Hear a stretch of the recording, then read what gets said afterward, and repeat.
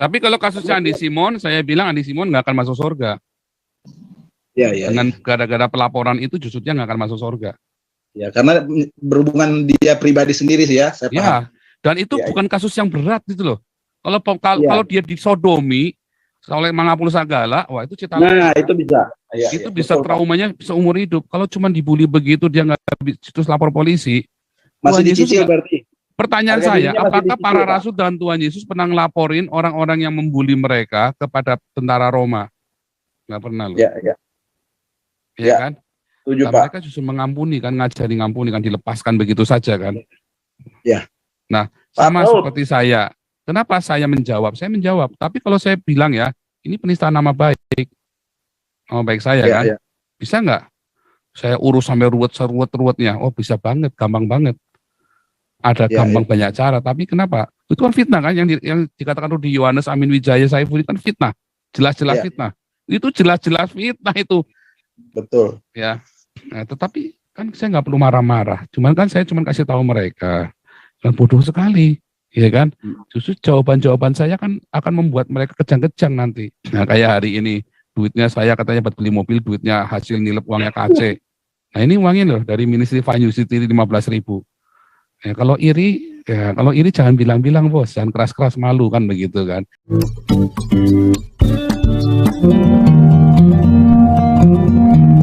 Kopi Kristi Ya. Bali, reborn, wah ngeri ya, reborn. Shalom, shalom. Shalom. Ya, sepertinya ada reunian ini Pak Paul. Dan ada unboxing rombongan para nabi. Nah, saya sedikit berkomentar Pak Paul. Iya. Dan semoga rekaman ini juga pasti didengar saudaraku Amin Wijaya. Apapun yang sedang terjadi saat ini, ya pertama kita sedang reuni. Nah, yang paling menarik adalah kita sedang unboxing siapa diri kita sendiri. Nah, saya sih sudah bagian dari rombongan para nabi, ikut mentor Pak Paul ini gampang-gampang susah.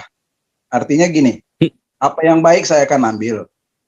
Apa yang menurut saya tidak baik untuk saya pakai di Indonesia, saya tidak akan pakai. Tetapi saya tahu betul Pak Paul ini kalau ada pemilihan aktor atau pemeran terbaik pasti terpilih.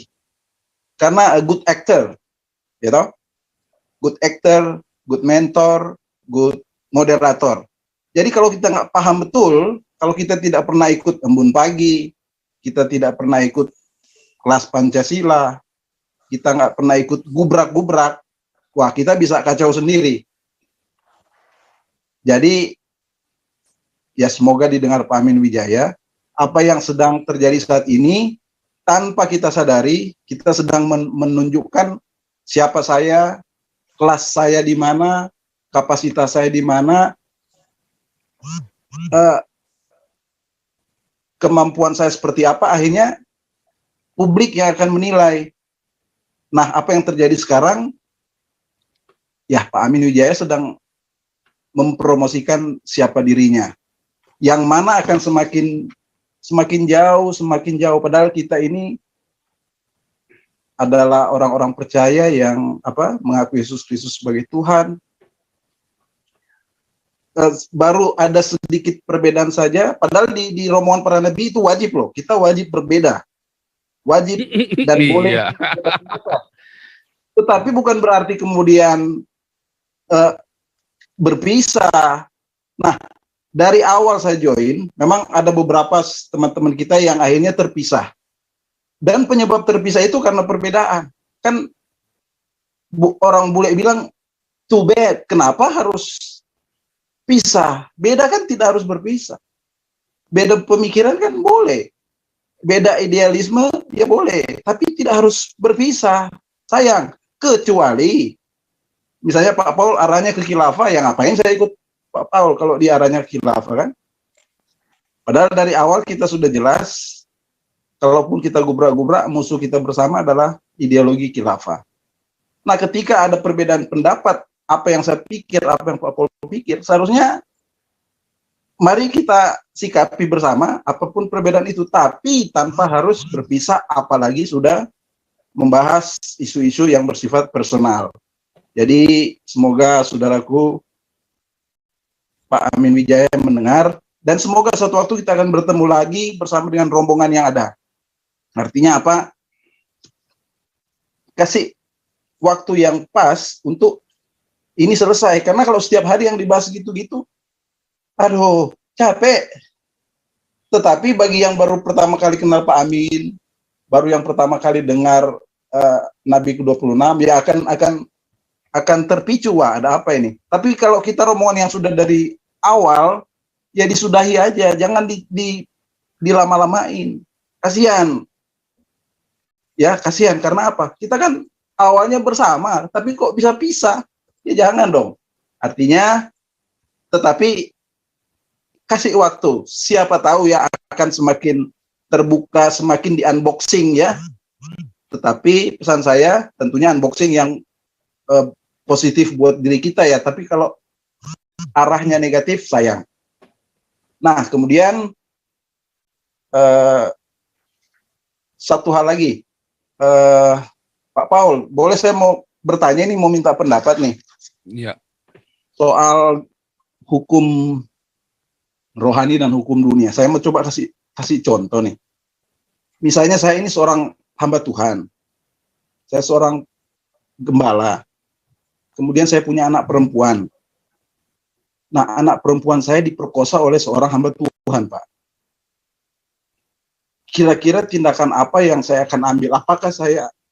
Bolehkah saya melaporkan kepada hukum negara atas tindakan pemerkosaan anak saya? Laporkan dong. Ataukah saya cukup Laporkan. ampuni? Enggak, harus laporkan dong. Laporkan ya. Nah, pertanyaan ini sebenarnya itu gini loh. Kalau kamu yang diperkosa, ya itu pilihanmu sendiri. Tapi kalau itu anakmu, ya kamu harus melaporkan. Kamu kan wajib melindungi anakmu. Kalau kamu tidak melaporkan, gara-gara demi sama-sama kita melindungi anakmu, yang akan tanya, kenapa Pak?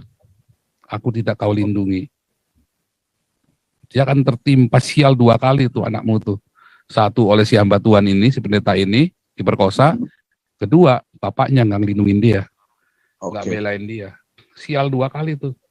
Dia akan tanya, oh bapakku ternyata lebih belain harga dirinya pendeta daripada harga diriku. Kalau saya, wah bisa hamba Tuhan itu bisa tak gulung habis itu. Bukan cuma tak laporkan polisi, bisa tak gulung habis.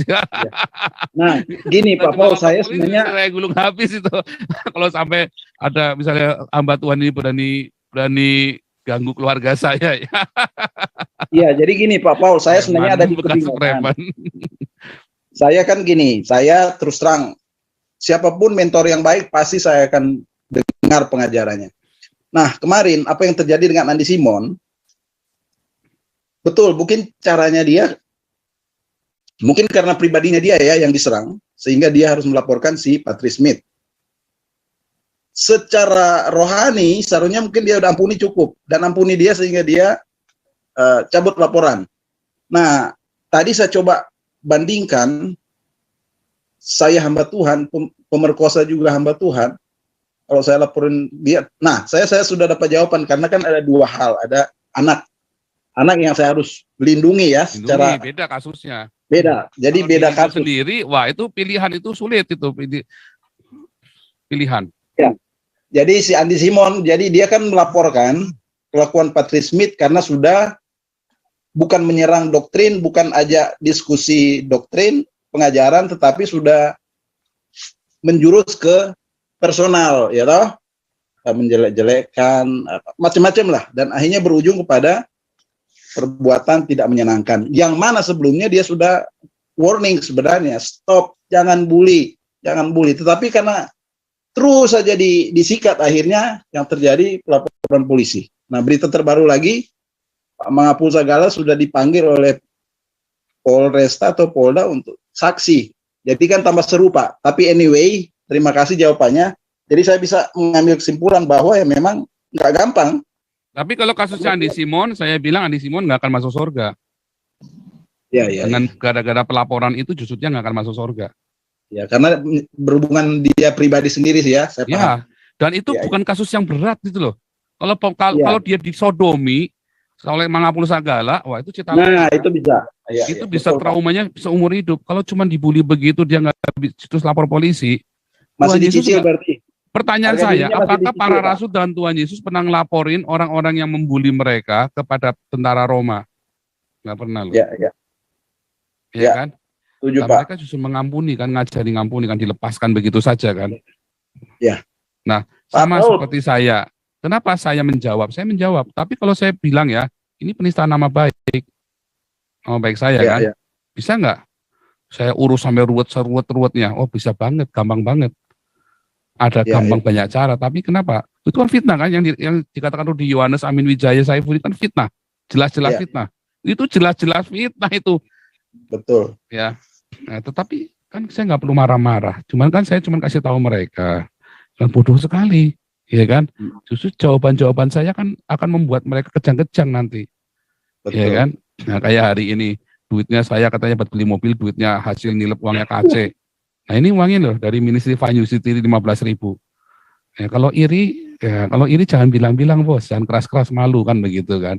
Kan nggak Ya, usah ya. marah-marah. Nggak usah marah-marah. Saya ngomong begini saja, saya juga sambil hati-hati supaya saya jangan membenarkan diri sendiri kok. Ya, ya. Ya kan? Kenapa? Karena ini harus klarifikasi, karena ada donatur yang lain yang harus mempercayai saya, karena saya teriak cari duit buat tenda, saya butuh 1 miliar, dan bahkan saya butuh 15 miliar, saya ingin bisa mengentaskan Nias dari kemiskinan. Bagaimana cara cari uang 15 miliar kalau saya yang duit buat beli mobil aja saya nggak bisa tunjukkan dari mana sumbernya. Iya, iya. Ya kan? Nah ini duitnya sumber saya tunjukkan. Saya harus klarifikasi kalau yang ini, karena ini menyangkut seluruh Penatua Damaris, ya, dan seluruh lembaga-lembaga yang lain, Damar Kasih, Galarua. Ya, makanya saya yang yayasan Embun Pagi dan Koperasi itu saya belum teruskan. Saya nunggu jadi dulu Damar Kasih sampai Galarua, karena saya masih punya PR badan hukumnya Galarua dan Damar Kasih. Nanti begitu selesai, saya baru mau bikin koperasi. Kenapa kita bikin koperasi? Saya memikirkan kalian semua yang aktif di dalam komunitas kita, supaya kalian yang pengen buka restoran, punya modal. Kan nggak mungkin minta duit sama saya buat modal, enak aja loh, emang gue bapak lo, ya kan? Tapi minta koperasi, kalau kita ada aktif, ini biasa aktif, minta koperasi terdaftar semua di Galarua, terdaftar di Damar Kasih, terdaftar di Damaris sebagai diaken, yang diaken yang sudah, wah sudah enak-enak juga ya bisnis bikin makanan begini ya. Terus mereka pengen buka warung sendiri, duitnya kurang dikit, bisa minjem sama koperasi. Nah, lalu cara menyalurkannya bisa melalui koperasi, sehingga koperasi ini ada turnover-nya, dan juga orang-orang ini member di koperasi, ya kan? Nah, sebetulnya begitu. Nanti saran jadi koperasi ini akan menjadi saluran untuk menyalurkan uang-uang diakonia ini, ya toh? Nah, kan menarik sekali kan. Jadi koperasinya belum sudah punya modal tuh, punya turnover 400 juta setiap bulan, turnovernya minimum. Padahal kita mau sampai tambah gede. Akhirnya orang-orang ini bisa simpan pinjam. Akhirnya mereka bisa kemudian mendapat pinjaman sesuai dengan itu. Makanya kita cari profesional ya. Ini ada Pak Harto Listio, dia doktor ekonomi yang akan membantu menjadi penasihat, yang akan menjadi atau mungkin direktur pelaksana dan segala macam lah. Ya, itu kita sedang pikirkan semua caranya supaya Anda semua yang aktif di dalam komunitas kita bisa diberkati, ada ruang tolong menolong. Aduh, Amin Wijaya mana mikirin begini, apalagi jauh lah dia nggak ada kepikir apa Saifuddin apa mikir begini, enggak lah, dia cuma mikir yang penting bininya bisa happy kok, nggak mikirin kalian kok, nggak mikirin ya kan. Yang gini-gini mana dipikir sama Saifuddin sama Gilbert, Gilbert apalagi, Saifuddin apalagi, guru murid sama aja, ya kan. Amin Wijaya apalagi, gimana kepikiran begini, otaknya nggak nyampe dia mah. Ya kan, biar sampai bulu keteknya rontok semua rambutnya, sama bulu jembutnya rontok semua, nggak bakal kepikir yang begini. Kalau saya sudah kepikir, saya mau bikin koperasi, ya buat kalian semua, supaya komunitas ini ada ruang tolong menolong. Karena kalau enggak utang-utangan begini nanti pada nggak bayar, repot. Tapi kalau koperasi ada hukum yang mengikat. Ya kalau kita pinjam-pinjam begini kan nggak enak. Makanya saya pikirkan bagaimana orang, saya punya Pak, saya mau ngojek aja Pak, ini ojek sudah punya 2, saya mau ini kredit, saya lewat koperasi dan segala macam dan seterusnya. Ya kan? Nah, lewat koperasi ini makanya kita kelola dengan komunitas ini harus kita benar-benar jaga, ya, jaga. Nah, Amin Jaya makanya bertobat, Saifuddin bertobatlah, Rudi Yohanes bertobatlah. Kalau nggak bertobat, karepmu dewe. Itu kan cuma saran saya saja. Kalau kamu nggak mau bertobat, emang gue pikirin, ya kan? Pokoknya kita jalan Paul, terus, boleh tambahin, terlibat Pak? atau terlibas. Iya, para Jauti. Gini Pak Paul, sebenarnya simpel ya masalahnya ya. Kalau ini kan sebetulnya bisa diselesaikan secara personal gitu, nggak harus masuk ke ruang publik gitu Pak Paul kan. Betul. Nah itu dia. Jadi yang saya lihat ini terakhir ini sepertinya semuanya berlomba-lomba untuk melakukan pembunuhan karakter terhadap Pak Paul dan teman-teman di Zoom maupun terhadap yayasan-yayasan yang ada di dalam di dalam Zoom-nya N26 ini. Padahal misi kawan-kawan ini kan memberi makan rakyat yang susah gitu ya Pak ya. Justru itulah yang perbuatan yang paling sangat ini ya, tidak pantas ya, ketika kawan-kawan mau memberikan orang makan, ada orang justru mau menghancurkan program itu gitu ya, dengan segala macam pembunuhan karakter gitu. Yang paling aneh itu menurut saya begini Pak, katakanlah saya melihat dari berbagai Zoom yang ada gitu ya, soal keterbukaan, transparansi. Ya di sini saya lihat apa yang dana yang diminta dari publik itu diperlihatkan dana masuknya. Terus mereka menuntut penggunaannya seperti apa. Nah, menurut aturannya kan di mana-mana yayasan Pak, laporan keuangan, laporan penggunaan itu kan paling ini kan setahun sekali Pak. Nggak mungkin setiap minggu Bapak harus tampilkan itu gitu kan. Nah, kesalahan framing yang menyesatkan seperti inilah untuk melakukan pembunuhan karakter terhadap Pastor Paul dan yayasan-yayasan yang ada di sini itu harus diluruskan Pak Paul menurut saya gitu. Makanya karena ini kita sudah menjawab berlebihan klarifikasi Pak. Ini. Ya, itu udah cuman kalau klarifikasi kan gayanya kan suka-suka saya. Memang saya gayanya begini, jangan ngatur saya. Pak Paul, saya pikir gini, Pak Paul harus sering merefresh pendengar, baik di Zoom maupun YouTube, bahwa peran yang Pak tampilkan, mereka harus paham sebenarnya dan harus pernah ikut semua program yang Pak bikin. Contoh di Embun Pagi, gitu. Ketika kita di Embun Pagi, luar biasa hadirat Tuhan dan luar biasa hikmat dan pengertian yang kita terima, gitu. Karena Pak Paul bisa menjadi model yang nyata dari yang tertulis, yaitu kitab suci itu. Nah, begitu juga ketika digubrak-gubrak, Pak mau menyatakan Pak adalah suara kenabian, ya nggak bisa. Kita dengar aja, dan ternyata tekstual kan. Para nabi di Alkitab kan memang mengeluarkan kata-kata yang luar biasa keras. Tuhan Yesus pun berkata-kata sangat keras bagi para ahli Taurat dan orang Farisi kan. Tetapi ketika kita tidak memiliki pengertian itu, akhirnya mereka memahami hanya sepotong-sepotong saja. Tetapi ketika dari Embun Pagi, kelas Pancasila mereka ikut, kelas gubrak-gubrak mereka ikut, disitulah mereka akan lihat bahwa seorang pastor yang namanya Paul Sang sedang memerankan perannya, kemampuannya, intelektualnya di dalam menyuarakan firman Tuhan, menyuarakan kebenaran, keadilan, ya toh, pengajaran, sehingga setiap orang yang belum kelasnya nyampe ke sana, kapasitasnya belum ke sana, akan terdestruktif sendiri oleh pemikirannya, bahwa akhirnya berbeda sedikit aja sudah jadi oposisi, ya toh. Ngapain, ya toh? Emangnya ada nilai plus yang kita dapat ketika kita beroposisi dengan Pak Paul? Interupsi dong, Pak Paul.